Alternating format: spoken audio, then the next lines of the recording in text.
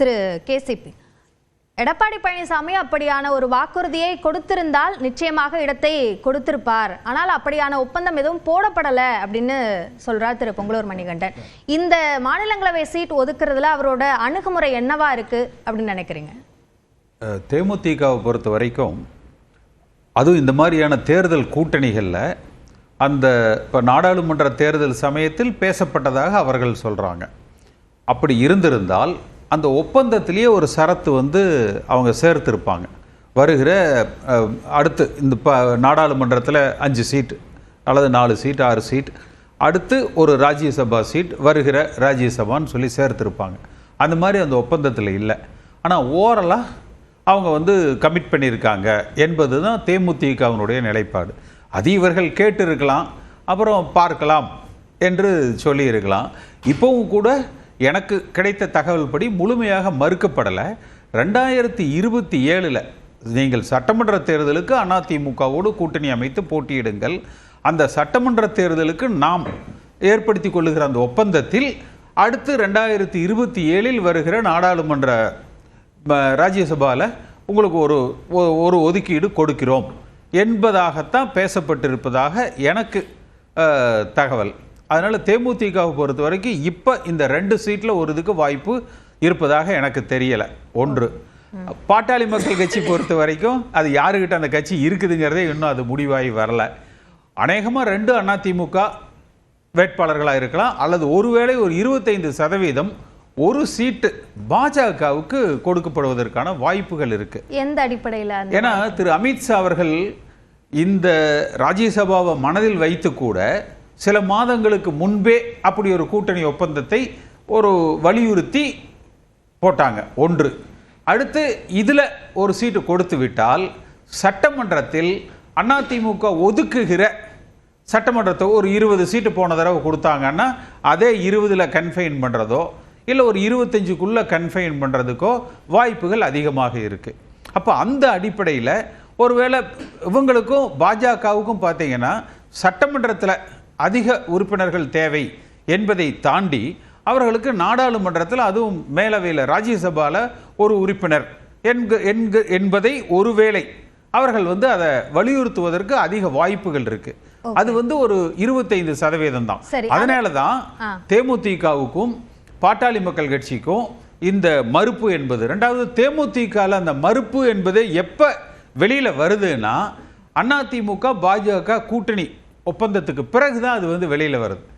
அதுக்கு முன்பு தேமுதிகவும் கிளைம் பண்ணலை, அவங்களுக்கு இல்லை என்கிற அந்த விஷயமும் வெளியில பெரிதாக பேசப்படலை. இல்லை, ஆனால் தேமுதிக முன்பிலிருந்தே கேட்குறாங்களே சார், கூட்டணி பிரியறதுக்கு முன்பிலிருந்தே அவங்க ராஜ்யசபா சீட் தங்களுக்கு ஒதுக்கப்படணும் அப்படின்ற கோரிக்கை தொடர்ந்து முன் வச்சுட்டு தானே இருக்காங்க. கேட்கறது எல்லாம் கேட்கலாம். இப்போ நீங்க அதிமுகவிலே தமிழ்நாட்டில் குறைஞ்சது மாவட்டத்துக்கு 10 பேர் எதிர்பார்ப்பாங்க. அதனால கேட்கறது எல்லாருமே கேட்கலாம். இறுதியாக என்ன, இப்போ ஓபிஎஸ் இபிஎஸ் அணிகள் இணையிற பொழுது செங்கோட்டையன் சாட்சி தலைமைச் செயலகத்தில் வச்சு எடப்பாடி பழனிசாமி எங்கிட்ட சொன்னார், அண்ணே அடுத்து வர்ற ராஜ்யசபா இதில் நீங்கள் மேலே போகணும்னே, உங்களை நான் பார்க்கணும் ராஜ்யசபாலன்னாரு. இப்போ அதை வச்சுட்டு யாராவது போய் கேட்க முடியுமா என்ன? இதெல்லாம் போகிற போக்கில் அரசியல்வாதியை பொறுத்த வரைக்கும் எழுத்துப்பூர்வமாக ஏற்படுத்தி கொண்டாலே அது நிற்காது. இதெல்லாம் ஓரலா அவங்க சொல்றது எல்லாம் நம்ம ஒரு முக்கியமான விஷயத்த சொன்னீங்க. இப்போ அதிமுகல இருந்து அந்த சீட்டுக்கான வலியுறுத்தல் அதிகமா இருக்கும்னு, இப்போ அதுவும் ஒரு தயக்கத்தை ஏற்படுத்தியிருக்கா? முன்னாள் அமைச்சர்கள் ஜெயக்குமார், திரு செம்மலை இவங்க எல்லாருமே அதற்கான வலியுறுத்தலை முன்வைக்கிறாங்க அப்படின்ற செய்திகள் வருது. இல்லை, அதாவது இது இந்த முன்னாள் அமைச்சர்களுக்கு இந்த கூட்டணி எந்த அளவுக்கு வெற்றி பெறும் என்பதை பொறுத்து இருக்கு. இப்போ யாரேனும் முன்னாள் அமைச்சர்கள் நாடாளுமன்றத்துக்கு ராஜ்யசபாவுக்கு வலியுறுத்தி சென்றால் அப்ப அவர்கள் மனதில் மீண்டும் அதிமுக ஆட்சிக்கு வராது என்கிற ஒரு அவநம்பிக்கை தொண்டர்கள் மத்தியில் ஏற்படும். ஏன்னா இப்போ எந்த முன்னாள் அமைச்சராக, நான் பேர் சொல்ல விரும்பல, எந்த முன்னாள் அமைச்சராக இருந்தாலும் அவர் இப்ப ராஜ்யசபாவுக்கு போறாருன்னா இன்னும் சில மாதங்கள்ல 11 மாசத்துல வருது சட்டமன்ற தேர்தல் வருது. அதுல வென்று அமைச்சராவது அவர்களுக்கு முக்கியமா இல்ல ராஜ்யசபாவுக்கு சென்று விடுவது என்பது முக்கியமா? அப்ப அந்த முன்னாள் அமைச்சர்களை பொறுத்த வரைக்கும் ஒருவேளை அவர்கள் கேட்டாலும் சரி, இல்லை எடப்பாடி பழனிசாமி கொடுத்தாலும் சரி, அப்ப இந்த கூட்டணி பலகீனமாக இருக்கிறது இந்த சட்டமன்ற தேர்தலில் நாம் வெற்றி பெற்று ஆட்சி அமைப்போம் என்கிற நம்பிக்கை எடப்பாடி பழனிசாமிக்கே குறைச்சலாக இருக்கிறது, அல்லது முன்னாள் அமைச்சர்களுக்கு குறைவாக இருக்கிறது என்கிற அந்த ஒரு அவநம்பிக்கை வருவதற்கும் வாய்ப்புகள் இருக்கு. ஆனால் சென்ற முறை திரு ஜெயக்குமார் அவர்கள் அந்த சி.வி. சண்முகத்துக்கு ஒரு சீட்டு கொடுத்த பொழுதே ஜெயக்குமாருக்கு கொடுக்கப்படுவதாகத்தான் திரு எடப்பாடி பழனிசாமி உறுதியளித்திருந்தார். ஆனால் அது ஓபிஎஸோடு ஏற்பட்ட அந்த பிரச்சனைகள் காரணமாக அது தவிர்க்கப்பட்டு விட்டது.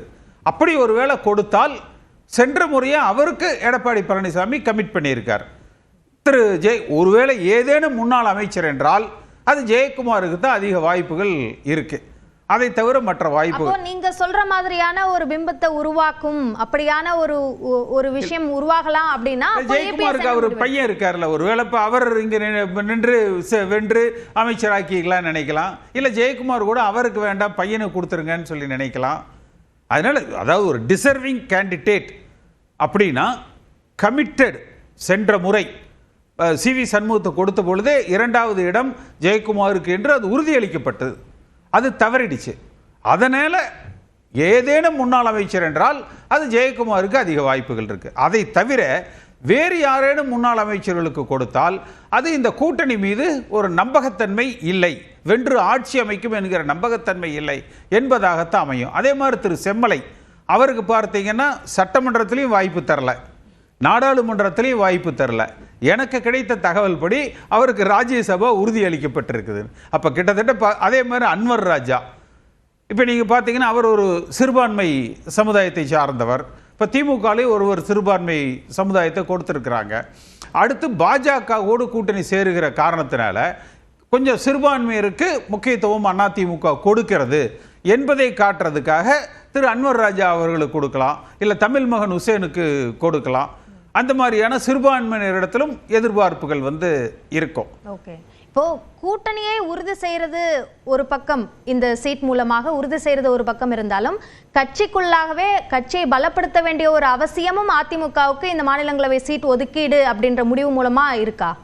இல்ல, எடப்பாடி பழனிசாமியை பொறுத்த வரைக்கும் கட்சியை பலப்படுத்தணும் அப்படிங்கிறத விட தன்னுடைய தலைமையை உறுதிப்படுத்தி கொள்ள வேண்டும். அவருடைய எல்லா நடவடிக்கைகளும் பாருங்க, தன்னுடைய தலைமையை தக்க வைத்துக் கொள்வதற்கு அல்லது தான் அம்மா காலத்தை போல தனிப்பெரும் தலைவராக இருக்கிறேன் என்று ஒரு தோற்றத்தை ஏற்படுத்துவதற்கு ஆன முயற்சிகளில் மட்டும்தான் அவர் இருக்காரே ஒழிய கட்சி ஜெயிக்கிறது அதெல்லாம் கட்சிக்காரங்க வேலை. அம்மா காலத்தில் அது ரிவர்ஸ். கட்சி ஜெயிக்கிறது தலைவரோட வேலை, பதவியை பிடிக்கிறது தான் கட்சிக்காரங்களோட வேலை. இப்போ இவர் காலத்தில் எப்படின்னா இவர் தலைமையை தக்க வச்சுக்கிறது தான் அவர் வேலை, கட்சி ஜெயிக்கிறதுங்கிறதெல்லாம் அது கட்சிக்காரங்களோட வேலை. இல்லை, இப்போ திரு பொங்கலூர் மணிகண்டன் பேசும்போதே ஒரு விஷயத்தை குறிப்பிட்டார். ஜி.கே. வாசனுக்கு மாநிலங்களவை சீட் கொடுக்கப்பட்டது, அதற்கு பிறகு அவர் பாஜக கூட்டணிக்கு போயிட்டாரு, அது அரசியல்வாதிகளோட வழக்கமான விஷயம் அப்படின்னு அவர் கடந்து போறாரு. ஆனால் அதுதான் இப்போ தேமுதிகவுக்கு சீட் கொடுக்குற விஷயத்துல அதிமுகவை யோசிக்க வச்சிருக்கு அப்படின்னு பார்க்கணுமா? இல்லை, அப்போ எடப்பாடி பழனிசாமி தவறான முடிவு எடுத்திருக்கிறார் என்பதை உணர்கிறாரா? அப்போ அந்த டயத்திலே பார்த்தீங்கன்னா திரு ஜி.கே. வாசன் அவர்களுக்கு கொடுத்த பொழுது கட்சி அதை யாரேனும் ஒரு அதிமுகவினருக்கு கொடுத்திருக்கலாம் என்கிற அந்த முணுமுணுப்புகளும் எதிர்பார்ப்புகளும் இருந்தது. ஆனால் அது அன்றைக்கு பாஜகவினுடைய அழுத்தத்தால் கொடுக்கப்பட்டதாகவும் கட்சிக்காரர்கள் மத்திய, அது உண்மையா பொய்யா அது முனைவர் பாஷாக்கு தான் தெரியும், கட்சிக்காரர்கள் மத்தியில் இல்லை அது பாஜகவிலிருந்து அவரை கொஞ்சம் அகாமடேட் பண்ண சொல்லி கேட்டாங்க என்பதாக கட்சிக்குள் பரவலாக பேசப்பட்டது. அந்த அடிப்படையில் தான் நான் சொல்றேன், ஒரு சீட்டு ஒருவேளை பாஜகவுக்கு கொடுப்பதற்கு ஒரு 25% வாய்ப்புகள் இருக்கு. இல்லைன்னா அடையாளம் தெரியாத 2 சாதாரண கட்சிக்காரங்களுக்கு கொடுப்பதற்கு வாய்ப்புகள் இருக்கு.